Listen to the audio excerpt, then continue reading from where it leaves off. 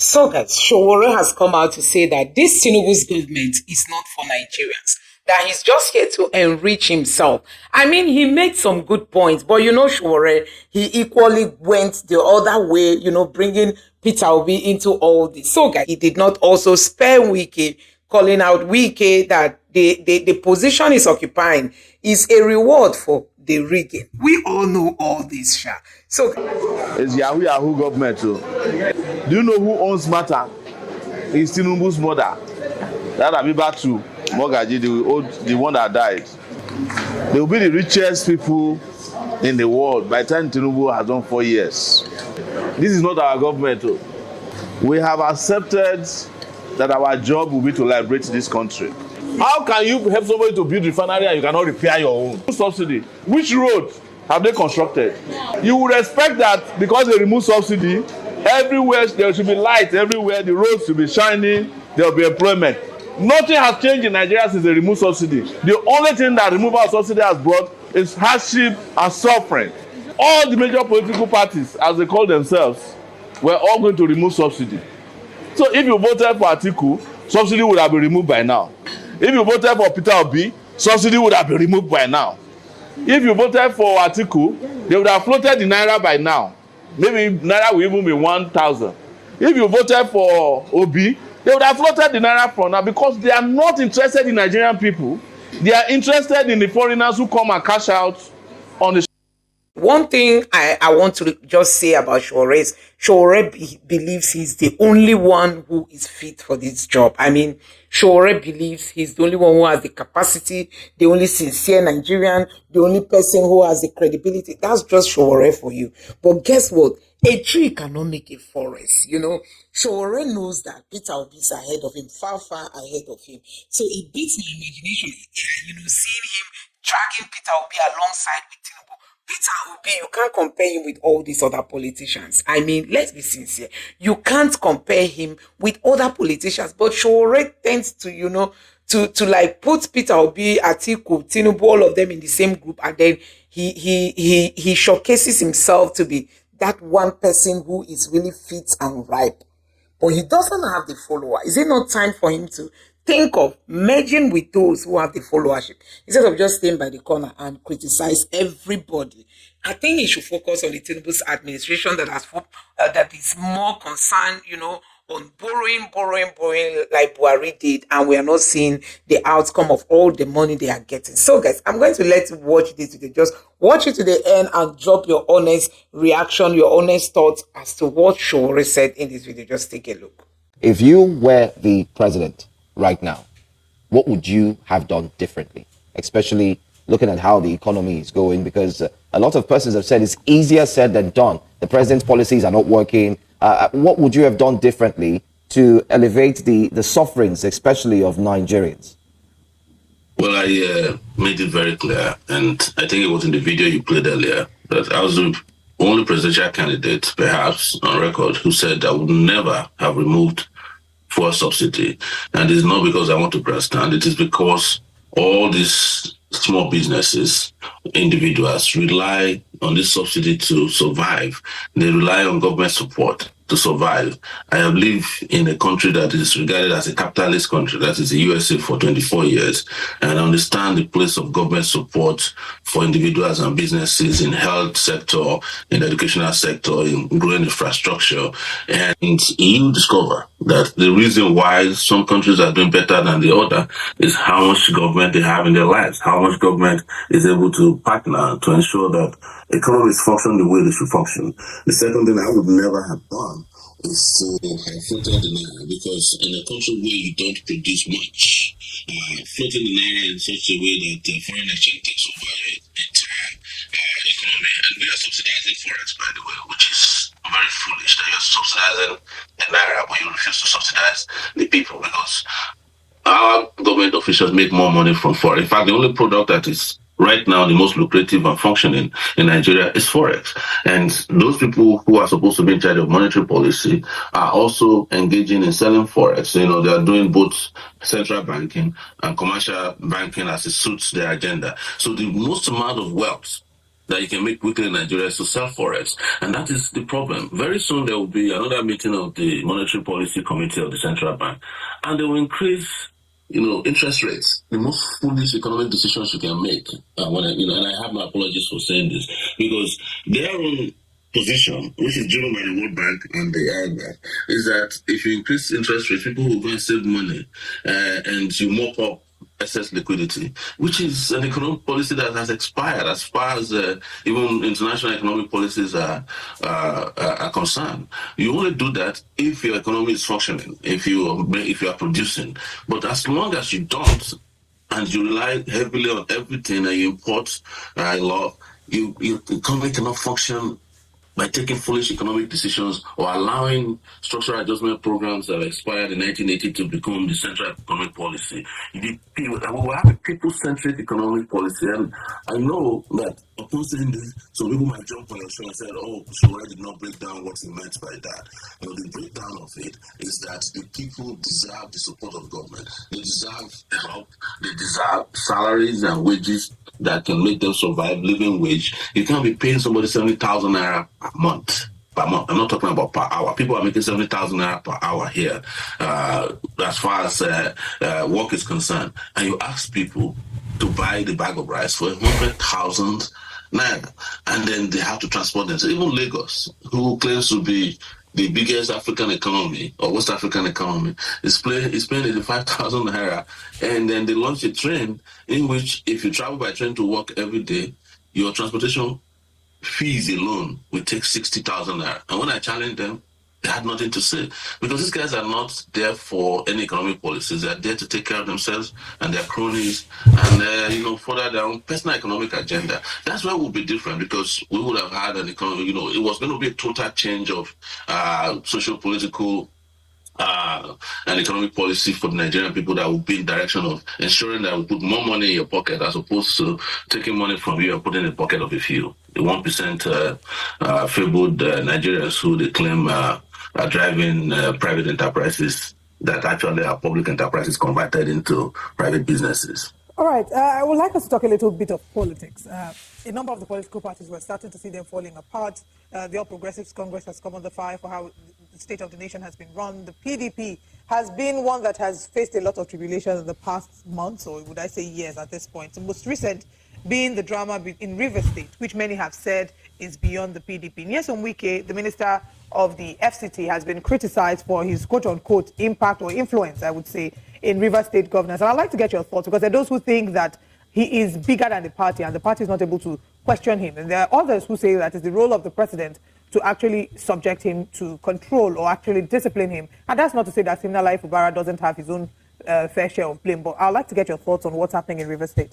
But so that's exactly the problem. We never follow up on issues fundamentally, so that to get to, we discuss the root of the matter. Where did Sim Fubara himself come from? It was product of Wike. Wike was using Sim Fubara to steal River State money. As is, I think it was the Accountant General Commissioner of Finance. In fact, Sim Fubara was supposed to have been arrested by the EFCC. They used the judiciary to evade that arrest. They used all kinds of and manners of tricks to get him out of, the hands of the EFCC, and he becomes governor. And of course, what naturally follows is that, when two thieves are involved on this scale, the younger thief, and whenever he gets the immunity, he has become very dominant, because he knows he doesn't take care of the old thief, which is Wike now. And Tinubu, people keep talking about the president should control him and all that. What did you think Tinubu hired Wike for? Is it not to come and do exactly what he's doing now? Is it not to help? Because the reason why Wike got the job he got was because they helped them make election in Rivers State. You don't want to talk about that, because they never won election anywhere. They never conducted election anywhere. And Wike is doing exactly what Tinubu wanted him to do. So everybody's there pretending that suddenly Tinubu is concerned that Wike is destabilizing Rivers State.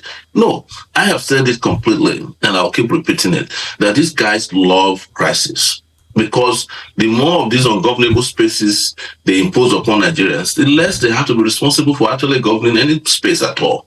So if there's crisis in rivers, you have crisis in the southeast with continued detention of Nnamdi Kanu, you have crisis in the south northwest, you have crisis in the northeast, and so you just have less space to govern. And then when you have less space to govern, what do you need to do? So the more of these crises they put out there, the better for them in terms of accountability and responsibility for governance. But people don't understand that. You keep shouting Wike every day, as if Wike is removed today, they won't find another criminal who will take his space. And because this is what Wike was hired exactly to come and do in Abuja, to help destabilize wherever they can destabilize. Wike is the only person in Nigeria that I know who belongs to more than one political party. Well, maybe Tinubu himself, because Tinubu is a member of a lot of political parties on that ground. So, but this is exactly what he was hired to come and do, and there's nothing here to debate. Well, Mr. Sowore, I mean, those are kind of strong words, and many would ask. Strong words because I have to express myself as strongly as possible. And I always warn you guys, if you want to have me on your feet, then let me express myself. Because I'm listening to what I say, and if anybody feels that what I said, they're not happy with it, they can take me to court or to arrest me if you see me. But I'll defend myself. We used to say before that if you didn't carry me, I would look for them. All right. We're running out of time, but I'd like to take your thought on this. While the miners were arraigned in a federal court in Abuja, of which many have said shouldn't have been done, the lawyer, the counsel to the federal government, by name Arimazonte Ezekiel, had something to say. I just want your reaction to this video. Take a look at this. All of them are adults. Most of them are married men. None of them is a minor. Some of them are university graduates. The small kids you are seeing here, they came with some of their parents to come and greet their loved ones. They are not even the real suspect standing trial in this case. These boys were arrested in Kaduna and Zaria. Imagine the level we find ourselves now. Do you know how much it costs us to be at this level of a democracy in this country? These young boys are trying to destabilize Nigeria, using the Russian flags and other countries, calling on the military to remove our president. Is it fair to even remove the state governors that they don't want democracy again? If you don't like democracy, are we forcing you? You go back home. Mr. Sowore, I'd like a reaction to that video. You know, my reaction has been expressed by the lawyer behind him. By the way, he's a police officer. He's a police lawyer and also a police officer. So this is the kind of characters you have. But you never have a shortage of this kind of terrible, terrible characters in Nigeria. In one breath, you said they are lawyer, these guys are married. And then in another breath, you say they are kids and they came with their parents. And, you know, this is the kind of national disgrace that we are facing because of the kind of government we have in place. You don't have to blame this lawyer. You should blame the Nigerian state and the mess it has become because of, and if you see this level of thinking, it's not just at the level of the prosecutor, it's all the way to the presidency. This is how they think, you know, very feeble, you know, minded, very incompetent bunch of characters that has thrown the state into a state of both physical and mental darkness. It's very sad, but hey, we're talking about Nigeria here, the giant of failure. Well, there are so many conversations that have been had. Several sentiments have been expressed. I don't think that you're isolated in the feelings of disappointment that you've expressed in a number of these issues. Sowore, it's always a pleasure to have you on the show. Thank you for having me, and have a nice day if you can.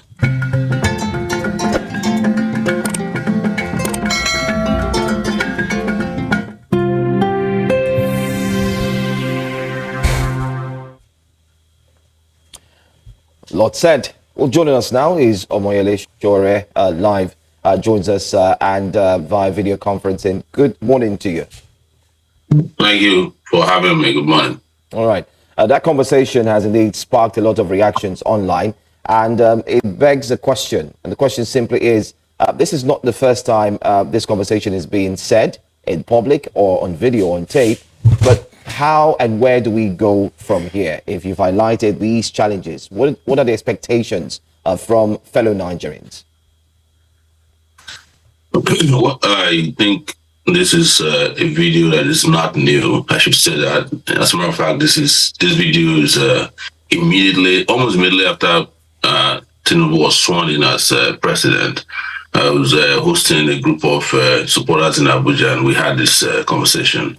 But it sounds and look new because it's like a prediction, a prophecy that's come to pass consistently, that this country is headed in the right direction, in the completely wrong direction, and the ship of state is unstable, and that it was part of this that led us to organize August protests that you're aware of, and bad governance, and also followed up in October. So anybody who's not still under any illusion that this country somehow will manage by itself on its own to stabilize and make progress is who should have him or herself to blame. So it is for Nigerians to decide, as I've always said consistently, and I'll keep saying it, when it is that they want to be liberated from these conditions under which they have found themselves within the Tinubu regime, because nothing is going to get better. As you know, when I made this speech, the national grid wasn't collapsing as frequently as collapsing. The economic situation wasn't even as bad as this. You're discussing just now, before I came on your show, you're talking about petrol price, but nobody's talking about diesel, nobody's talking about kerosene, gas, food prices. And we are pretending here that all that we need to do is to help somebody who built a refinery to sell petrol. And we have 4 refineries that are supposed to be in operation and for which we are paying salaries, and nobody is asking when are they going to start functioning. And we get distracted all the time by irrelevancies in this country. So your question is, where are we headed next? Well, it's up to us where we're headed next. Either we go in the direction of petition or salvation, but it's up to us. All right. We'll come back to talk about, the state of the nation in terms of economy. But let's look at another area, which is an offshoot of the End Bad Governance protest, one that you were very much in support of. We've seen that there have been minors that have been arraigned before a federal high court. Videos emerged on social media of these minors, some of them collapsing in court. They've been granted bail to the tune of 10 million naira and the shorty. Wanted to find out what your thoughts are regarding this situation and, how this administration has handled it. Well, this tells you that this administration means no good for the Nigerian people. I have not seen in so many places in the world where kids, some of them below the age of 14, some of them 10 years old, are arrested, detained permanently almost, because they've been in detention for 90 days and more. In an order given by a judge in Abuja, somebody who's supposed to be a father was the one who gave the initial order that they should be detained. And then they're brought to court, and you've seen it. We've been talking about this. In fact, it was part of our demands for October 1 that all these guys are immediately released. And these are guys that are kids are supposed to be in school. You can't send them to school, but you have arrested them, you have detained them for a prolonged period of time. And most importantly, and which is the most terrible and most egregious, they are charged for treason, which carries death penalty. I mean, how do you charge kids who are supposed to be in school for treason? And if they are found guilty, they are going to be killed, because that is the penalty for treason. And what is their offense? That some of them were waving Russian flags, or they participated in the protest that has to do with hunger and starvation. You know that the country of Nigeria has lost its soul. All right, Mr. Sowore, let's just please permit us to just take a pause here. Let's quickly, we'll come back to you. Let's join our reporter, correspondent on the ground. We do hear reports that we have the arrival of the kids who were trafficked from Nigeria to Ghana, and they are coming into our compound right now. Let's see if we can have footage of them as they come in. These 2 boys, or kids rather, were trafficked to Ghana. They were taken to Ghana for reasons best known to their employer back then, who had tortured them, engaged in a lot of illicit or illegal activities. The machetes as well were used on them. And then you see the bus arriving right in the compound. It's got to do with the arrival of these kids whose parents had thought they would never get to see them again. And there you go. That's our reporter, investigative journalist, Onoye, who has been following this case very closely. We've worked closely with the Ghanaian police service, and they are the boys who are just arriving in the compound. It's been a long ride, by the way, but it's also good to have them come in right here as well. I mean, it's great to see them. Sad story, but bittersweet. Bitter in the sense that this is happening. It's also a reflection of the government, or the government of the day in terms of, or the economy, I would say, and how tough things are. People are looking for better living conditions, and that in a way will foster and fuel conversations like trafficking. Yes, trafficking is a worldwide challenge, but when the economy is not as good as it should be, there'll be higher cases of trafficking. We're excited that these kids have been rescued. Congratulations to our new central team for doing this thorough investigation in collaboration with the Ghanaian police. And these kids will be reunited with their parents. They'll be meeting their parents today. And we hope that we'll be able to bring you live updates regarding this. So yes, there we have it. Now, let's bring back Mr.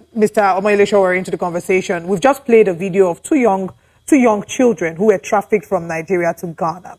And in a number of these situations, we see situations of people trying everything that they can to leave this country. This administration has positioned itself, or has said a number of times, how very passionate they are about bringing Nigerians in the diaspora back into the country. They've talked about the healthcare sector and the work that they intend to do in healthcare to ensure that they can encourage young doctors to stay in the country and those who have gone to return. What actions, are there maybe one or two actions that have indicated in any way that the administration is serious about implementing policies to better the lives of Nigerians? And I'll give an example. Would you applaud the ministerial reshuffling, the rejigging that's happened, and the new appointments that have been made? Would you say that this is a step in the right direction and that maybe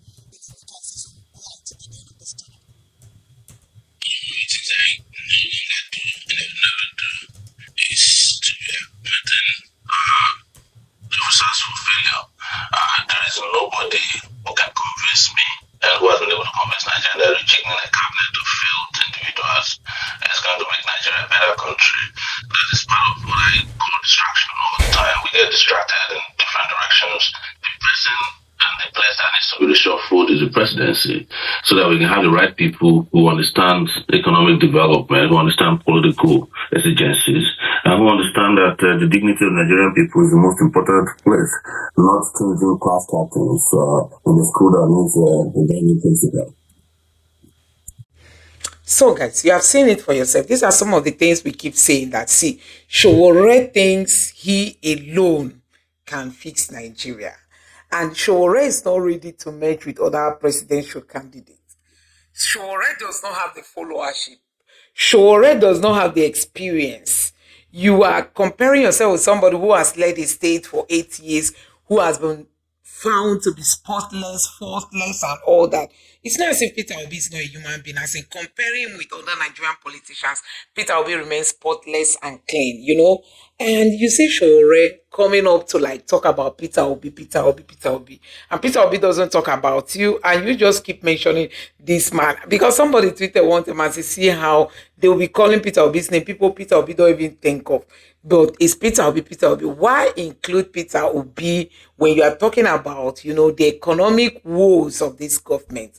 Peter Obi himself is lamenting on how the Tinubu's government is leading Nigeria in a wrong path. How dare you call Peter Obi into all this? How dare you drag Peter Obi into all this? You have to talk about Atiku, who has gone into politics so long, and then till now he doesn't want to retire for younger people to take over. You have to talk of Tinubu, who has so many controversies around him. Still, he said it's my turn. He just woke up from sleep. He knows he's not fit, he's sick, he's old and all that. Instead of him to relax and get himself being taken care of, he said he wants to become president. And he said, grab it, snatch it, run with it. Power is not served a la carte. So now that the power has been given to him and he doesn't know what to do with it, who is to be blamed? So, guys, these are some of the things we keep asking. Who is to be blamed? So, I don't know what you make of all this. For me, I think, honestly, Sowore shouldn't be calling Peter Obi alongside with all these people he's mentioning. Peter Obi is not even desperate to become Nigeria's president. He said he wants to see Nigeria work. Even if it's another person that is going to take over this fight and the person is ready to make it work, so be it. That's Peter Obi for you. Peter Obi is not desperate. So stop calling Peter Obi's name. If you want to talk about, others, like Atiku, Tinubu, even the Wike, you should call them out because they have skeletons in their cupboard, not calling out Peter Obi. So, guys, I don't know what you make of this, honestly. Sometimes the way we play this politics, we tend to forget that politics is a game of numbers. Sowore feels he's more qualified. In short, it's difficult for Sowore to merge with somebody. There must be something that will backfire. It is Sowore cannot work with a team because he believes he knows it all. I think that's just a very big shortcoming in the side of Sowore. And with that, you will not be able to make a good president. If you feel you are the only one who knows it, you should be everywhere. You'll be, in short, Tinubu and Buhari, they took the minister for petroleum. Maybe Sowore will want to be every minister because he does not believe others can do it better than him. He knows how to do it. He knows how to fix it. He knows the in and out. And he condemns, tell me the politician that Sowore has talked good of. There is no politician Sowore has ever praised. Sowore will rubbish every politician and think he alone has what it takes. But I don't think that's how to do things. You know, one tree cannot make a forest. Politics is a game of numbers. You have to understand these formulas, knowing that as you are now, sure, you can't even win your local government, or is it ward? Last time they were criticizing him that he couldn't win anything. So I don't even know if he won his ward, his polling unit. So you don't just come out and begin to talk about Peter Obi, because I know Peter Obi is not your mate in any form, be it physically, in terms of age and otherwise. No, you can't compare yourself with Peter Obi. Peter Obi stands out. So guys, that is it. I don't know what you make of this video. Let me know your thoughts in the comment section below. Please don't forget to subscribe to the channel, turn on the notification bell. Please give this video a like so that YouTube can recommend it to others. Let me know your thoughts in the comment section below. Thank you.